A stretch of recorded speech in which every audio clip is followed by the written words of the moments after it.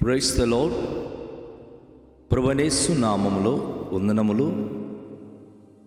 యేసయ్య మాట వినుటకు ప్రేమతో నేను మిమ్మల్ని ఆహ్వానిస్తున్నాను.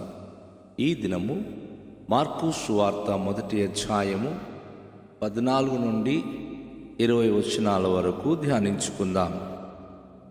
అక్కడ ఇలా వ్రాయబడి ఉన్నది: యోహాను చెరపట్టబడిన తర్వాత యేసు, కాలము సంపూర్ణమై ఉన్నది, దేవుని రాజ్యము సమీపించి ఉన్నది, మారు మనసు పొంది సువార్త నమ్ముడని చెప్పుచు దేవుని సువార్త ప్రకటించుచు గలిలయకు వచ్చెను. ఆయన గలిలయ సముద్ర తీరమున వెళ్ళుచుండగా సీమోను సహోదరుడును ఆంద్రేయు సముద్రములో వలవేయుట చూచెను. వారు జాలారులు. యేసు, నా వెంబడి రండి, నేను మిమ్మును మనుషులను పట్టు జాలరులుగా చేసేదనని వారితో చెప్పెను. వెంటనే వారు తమ వలలు విడిచి ఆయనను వెంబడించిరి. ఆయన ఇంకా కొంత దూరము వెళ్ళి జెబెదయి కుమారుడగు యాకోబును అతని సహోదరుడగు యోహానును చూచెను. వారు దోణిలో ఉండి తమ వలలు బాగు చేసుకుంచుండిరి. వెంటనే ఆయన వారిని పిలువగా వారు తమ తండ్రి అయిన జెబెదయిని దోణిలో జీతగాండ్ల యొద్ద విడిచిపెట్టి ఆయనను వెంబడించిరి. యేసు ప్రభువారు దేవుని సువార్త ప్రకటించడం ప్రారంభించినప్పుడు ఆయన ఏ విధంగా తన ప్రకటన ప్రారంభించాడు ఇక్కడ మనం చూస్తున్నాం. అయితే అప్పటి వరకు యోహాను ప్రకటించాడు, మారు మనసు నిమిత్తం ఆయన కూడాను కాలము సంపూర్ణమై ఉన్నది, దేవుని రాజ్యము సమీపించి ఉన్నదని యోహాను బాప్తిస్మిచ్చి యోహాను కూడా అదే ప్రకటన చేసి మారు మనసు పొంది దేవుని యొద్ద లేక దేవుని రాజ్యానికి వారసులండి కండి అని చెప్పి ఆయన అనేక మందికి సువార్త ప్రకటించినప్పుడు అనేక మంది మారు మనసు పొంది బాప్తిస్మము పొంది దేవుని రాజ్యానికి వారసులవ్వడానికి పరుగులెత్తుకుంటూ వచ్చారు. అది చూసినటువంటి అధికారులు, ఈయన ఏంటి అనేక మందికి మార్చేస్తున్నాడు, అనేక మందికి ఆయన దేవుని రాజ్యమని ప్రకటించి మనది ఇప్పుడు ఉన్నటువంటి మన యూద సామ్రాజ్యాన్ని, మన యొక్క రోమియుల యొక్క పరిపాలనలో ఉన్నటువంటి రోమ సామ్రాజ్యానికి వ్యతిరేకంగా ఈయన దేవుని రాజ్యమని ప్రకటిస్తున్నాడు అని కుట్ర పన్ని ఆయనకి తీసుకెళ్ళి చెరసాలలో బంధించేశారు. దేవుని యొక్క ప్రియ జనంగమా, ఎక్కడ చూసినా గమనించండి, మనం పరిస్థితులు గమనిస్తుంటే సువార్త ప్రకటించు వారికి ఈరోజు కూడాను భయంకరమైనటువంటి శోధన, భయంకరమైన దూషణ. సువార్త ప్రకటించొద్దు, బైబిల్ పంచొద్దు, కరపత్రికలు పంచొద్దు, యేసు ప్రభు దేవుడని ఎక్కడ చెప్పవద్దు అని కఠినమైన చర్యలు తీసుకుంటున్నారు. ప్రకటించు వారికి కొడుతున్నారు, తిడుతున్నారు, నానా విధాలుగా హింసించి పంపిస్తున్నారు. ఆనాడు కూడా అదే జరిగింది, ఈరోజు కూడా అదే జరుగుతుంది. దేవుని రాజ్యం అంటే అపవాది సాతాను యొక్క సామ్రాజ్యంలో ఉన్న ప్రజలకు ఆవేశము, మంట పుట్టిస్తుంది. వాస్తవానికి అపవాది సాతాను యొక్క సామ్రాజ్యం ఎటువంటిది అంటే రక్తపాతముతో కూడినది, కుట్రతో, భయంకరమైన దారుణమైన హింసకాండంతో, భేదాభిప్రాయాలతో ఉన్నటువంటి రాజ్యము అపవాది సాతాను రాజ్యం. కానీ దేవుని రాజ్యము శాంతి, సమాధానము, పరిశుద్ధత కలిగి ప్రభు రాజ్యములో అందరూ ఏక మనసు, ఏకభావం కలిగి ఉండేటటువంటి రాజ్యము దైవ రాజ్యము. దేవుని రాజ్యంలో బీద సాదా భేదాలు ఉండవు. నీతిమంతులు మాత్రమే ఉంటారు, అనీతిమంతులకి చోటు ఉండదు. సో ఇప్పుడు అనీతిమంతులైన మన కొరకు ఆయన ఈ లోకానికి వచ్చి దేవుని రాజ్యానికి వారసులు చేయడానికి ప్రతి ఒక్క మనస్సును మార్పు పొందాలని మారు మనసు పొంది సువార్త నమ్ముడని చెప్పుచు దేవుని సువార్త ప్రకటించుచు గలిలయకు యేసుప్రభు వారు వచ్చారు. ప్రతి మూర్ఖుడు కానీ, దుష్టుడు కానీ, భయంకరుడు కానీ మారు మనసు పొందాలి. అది దేవుని సువార్త. ఈరోజు మనం సువార్త ప్రకటించినప్పుడు ఒకవేళ ఏ సువార్తకు కూడా తన గొప్పతనాలు ప్రకటిస్తే ఎవరు నమ్మరు. దేవుని గురించి చెప్దాం, దేవుని రాజ్య సువార్త ప్రకటిద్దాం, దేవుని రాజ్యానికి ఉన్నటువంటి గొప్పతనాలు మనం వివరిద్దాం. ఎందుకంటే ఈ లోక రాజ్యము కాలము సంపూర్ణమైపోతుంది. చాలా త్వరలోనే లోక అంతము కాబోతుంది. మనుషులు, మీరు, నేను, మనమందరం కూడా అంతం కాబోయే రోజులు సమీపించింది. కనుక అంతటా అందరూ మారు మనసు పొంది ప్రభు వైపు తిరగాలని యేసు ప్రభు అన్నాడు, సువార్త ప్రకటించారు. అయితే గమనించుదాం, ప్రభు అయిన యేసుక్రీస్తు సువార్త ప్రకటిస్తూ తను ఒక్కడే కాకుండా తను శిష్యులుగా చేయడం ప్రారంభించాడు. సముద్ర తీర ప్రాంతంలో ఆయన ప్రయాణం చేస్తూ చాలామంది ఈ చేపలు పట్టే వేటగాళ్ళైనటువంటి కొంతమంది బిడ్డలను ఆయన చూశాడు. వారు వల వేస్తూ మరి వారు చేపలు పట్టడం చూసి ఆంద్రేయ, పేతురు వీరిని చూసినప్పుడు మరి ఎందుకో ప్రభు అయిన యేసుక్రీస్తుకి వారిని తన శిష్యులుగా చేయాలి అని ఆలోచన కలిగి ఆయన వారిని ఆహ్వానించాడు. రండి, నన్ను వెంబడించండి, నేను మిమ్మును మనుషులను పట్టు జాలరులుగా చేసేదనని వారితో చెప్పాడు. వారు అప్పటి వరకు చేపలు పట్టేవారుగా ఉన్నారు. ప్రతిరోజు ఉదయం సాయంకాలము వారి వృత్తిగతమైనటువంటి పని చేపలు పట్టడం. అది ఒడ్డుకు తీసుకొచ్చినప్పుడు ఆ చేపలు అమ్మడానికి ఉన్నటువంటి వ్యక్తులకు వారు దానిని అమ్మడం, వారు తీసుకెళ్ళి మార్కెట్లో అమ్మడం అనేది అది రొటీన్ వారికి జరుగుతున్న పని. దాంట్లో వారికి లాభం ఉంది. దాంట్లో వారు చాలా డబ్బులు సంపాదిస్తున్నారు. ఎక్కువ చేపలు పడినప్పుడు వారికి చాలా ఎక్కువ డబ్బులు ఉంటున్నాయి. సో వారి వృత్తి అది. కానీ యేసు ప్రభు వారు ఎలాంటి పరిస్థితుల్లో వారికి ఆహ్వానిస్తున్నారు, ఎలాంటి పని వారికి అప్పచెప్తున్నారంటే, నా వెంబడి రండి, నేను మిమ్మల్ని మనుషులను పట్టు జాలరులుగా చేసేదను. చేపలు పట్టినప్పుడు ఆర్థికంగా లాభం ఉంటుంది, మనుషులు పట్టినప్పుడు ఏమి లాభం అండి?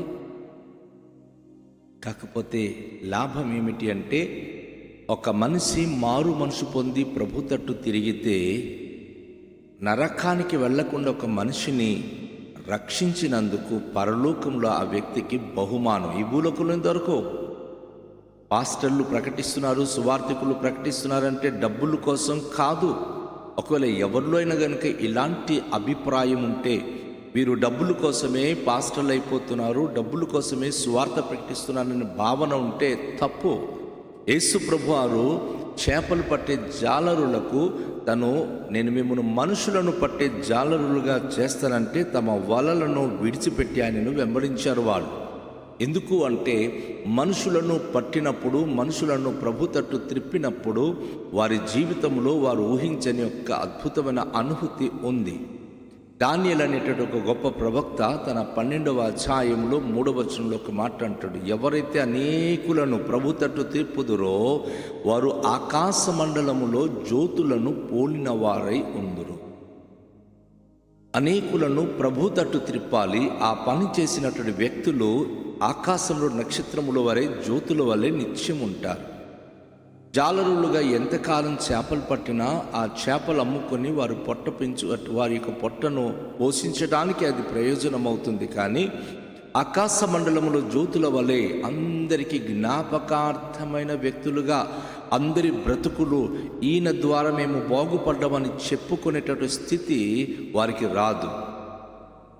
కానీ ఏ వ్యక్తి అయితే స్వార్థీకరణ చేస్తాడో, ఏ వ్యక్తి అయితే యేసయ్య గురించి వాక్యము చెప్తాడో, ఏ వ్యక్తి అయితే దేవుని జీవవాక్యము చేత పట్టుకొని ప్రజల మధ్య నడచి వారికి ప్రభు వైపు త్రిప్పుతున్నారో వారు ఆకాశ మండలములో జ్యోతులను పోలిన వారై ఉంటారు.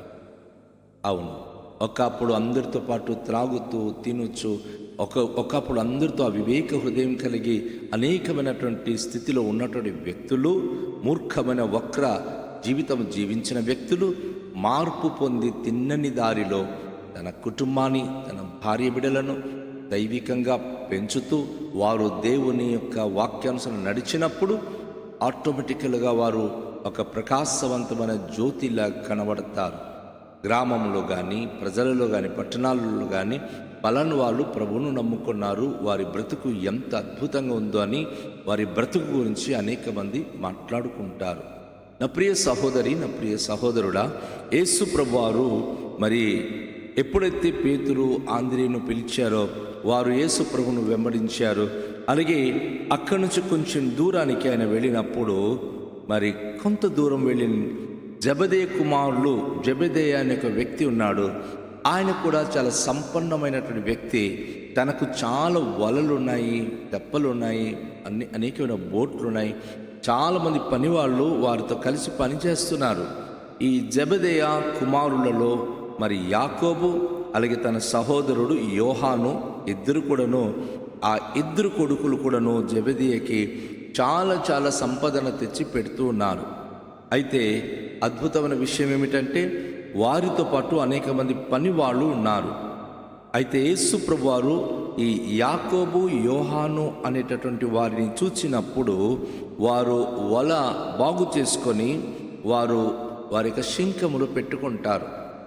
చేపలు పట్టి వచ్చిన తర్వాత దాన్ని విడిచిపెట్టి వెళ్ళిపోరు. కానీ ఆ వల అంతా ఒక దగ్గర పెట్టి రేపు ఉదయాన్నే మళ్ళీ వలకు వెళ్ళినప్పుడు అది ఏ విధంగా వల వేయాలో దానికి చాలా జాగ్రత్తగా సమకూర్చి ఒక శంఖములు పెడతారు. సో ఎక్కడైనా కనుక వల చిరిగిపోయి ఉంటే కొన్నిసార్లు అది కడతారు, వాళ్ళు బాగు చేస్తారు.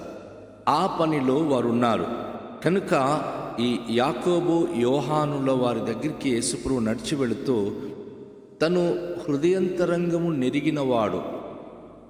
జెబెదయి కుమారులైనటువంటి యాకోబు యోహానులు చాలా పర్ఫెక్ట్గా, చాలా యథార్థంగా వారు మంచి మనసు కలిగిన వారని యేసుప్రభు వారు గ్రహించి మరి బెత్సైదా గ్రామానికి సంబంధించిన పేతురు అలాగే అంద్రేయ తర్వాత యాకోబు యోహానులు వీరు తన వెంబడించి తనకు శిష్యులుగా ఉండాలని ఆయన వారిని పిలిచినప్పుడు ఈ యాకోబు యోహానులు కూడాను వారు తమ దోణిలో ఉండి తమ వలలో బాగు చేసుకుంటుండిరి. కానీ వెంటనే ఆయన పిలిచినప్పుడు పిలువగా వారు తమ తండ్రి అయిన జెబెదయిని దోణిలో జీతగాండ్లు యొద్ద విడిచిపెట్టి ఆయనను వెంబడించేది.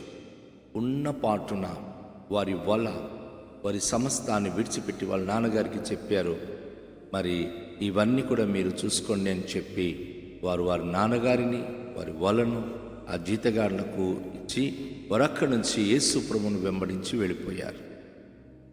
వారి జీవితంలో వెంబడించినందుకు చాలా ఉన్నతమైన దీవెన పొందుకున్నారండి. యేసు ప్రభు పిలుపుకు లోబడి ఎవరైనా సరే వచ్చినప్పుడు వారికి శ్రమలుంటాయి. కానీ శ్రమలకు మించి చాలా చాలా ఆశీర్వాదాలు కూడా ఉంటుంది అనే సంగతి మర్చిపోకూడదు. యేసు ప్రభు పిలిచినప్పుడు ఏమి లాభము అనే పదము ఎప్పుడు వాడకూడదు.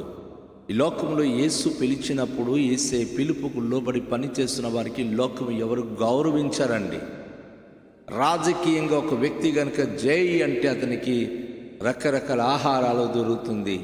తను జెండా పట్టినందుకు అనేకమైనటువంటి సౌకర్యాలు తన పార్టీ ఆఫీసు నుంచి దొరుకుతుంది. కానీ యేసు ప్రభువును వెంబడించిన వారికి, యేసయ్య పనిచేసిన వారికి ఎవరు మెచ్చుకోరు. ఏ పార్టీ ఆఫీసు లేదు ఆయనకి ఎవరైనా కూడా జై కొట్టడానికి. కానీ శ్రమలైనా, హింస అయినా, కరువు అయినా, కష్టాలైనా, నిందలైనా, అనేకమైన అవరోధనలైనా ప్రభు పిలిచిన వ్యక్తి యేసునే వెంబడించాలి. యేసు వైపు చూచినప్పుడు ఒకరోజు ప్రభు రాజ్యం చేరినప్పుడు తనకు కావలసినటువంటి ఉన్నతమైనటువంటి ఆశీర్వాదాలు, కిరీటములు, అనేకమైన గొప్ప ఔన్నత్యమైన దీవెనలు కలుగుతాయి. కనుక రండి, ప్రభు పిలుపుకు లోబడదాం, ఆయనకు వెంబడిద్దాం, ఆయన వాక్యాన్ని బట్టి జీవించడానికి సిద్ధపడదాం. తలలోంచుకొని ప్రార్థన చేద్దాం. మికిలి దయగల పరలోకపు తండ్రి, ఈ ప్రశస్తమైన సమయంలో మీ మాటలు విని ఉన్నాం. మీరు పిలిచినప్పుడు, మీ పిలుపుకు లోబడి మిమ్మల్ని వెంబడించినప్పుడు పరమందు మాకు అనేక ఆశీర్వాదానికి వారసులు చేసే దేవుడవు. ఈ లోకంలో మాకు వృత్తిగతంగా ఎలాంటిది ఉన్నా దానిని విడిచిపెట్టి మీ వృత్తిలోనికి రావాలి, మీ రాజ్య సువార్త ప్రకటించే స్థితిలోనికి రావాలి.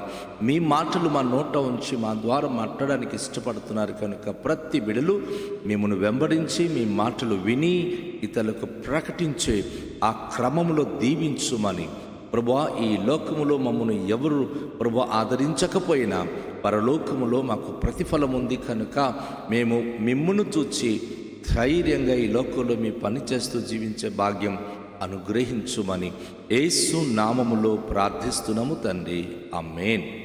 అందరికీ షాలోం. ప్రభు మనను దీవించునుగాక.